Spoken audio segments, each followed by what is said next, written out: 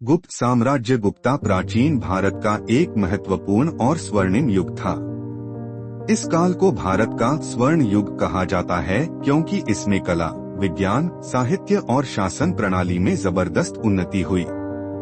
यह साम्राज्य लगभग 319 ईस्वी से 550 ईस्वी तक चला। गुप्त वंश की स्थापना। गुप्त साम्राज्य की स्थापना श्रीगुप्त 240 से 280 ने की थी। उनके बाद उनके पुत्र घटोत्कच 280 से 319 राजा बने।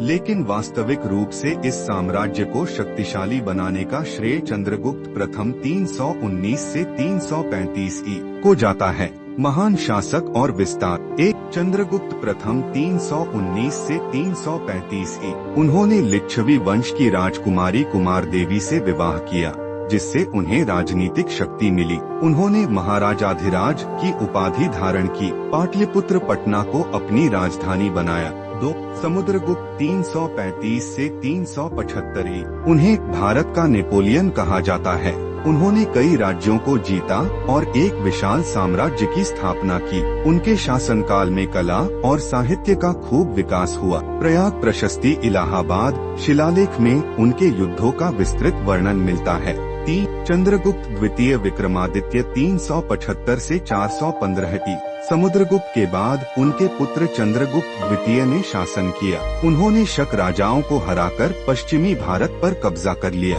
उनके दरबार में नवरत्न कालिदास, वराहमिहिर, अमर सिंह आदि थे। अजंता एलोरा गुफाओं का निर्माण हुआ। 4 कुमारगुप्त 415 से 455 उन्होंने नालंदा विश्वविद्यालय की स्थापना की। हुनों के आक्रमण का सामना किया। 5 स्कंदगुप्त 455 से 467 स्कंदगुप्त ने हुनों को हराया और साम्राज्य की रक्षा की।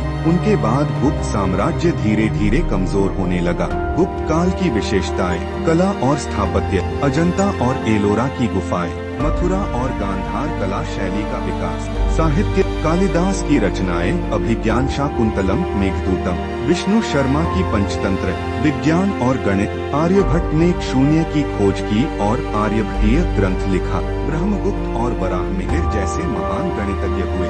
शासन व्यवस्था। राजा महाराजाधिराज कहलाते थे। प्रांतों को भुक्ति और जिलों को विषय कहा जाता था। गुप्त साम्राज्य का पतन। हुनों के आक्रमण। कमजोर शासकों का शासन। प्रांतीय शासकों की बगावत। 550 ईस्वी के बाद गुप्त साम्राज्य धीरे धीरे समाप्त हो गया और भारत में छोटे छोटे राज्यों का उदय हुआ। निष्कर्ष। गुप्त साम्राज्य भारतीय इतिहास का स्वर्णिम युग था, जिसने भारत को कला, साहित्य, विज्ञान और राजनीति में नई ऊंचाइयों तक पहुंचाया। अगर आपको यह जानकारी पसंद आई हो तो वीडियो को लाइक, शेयर और सब्सक्राइब जरूर करें।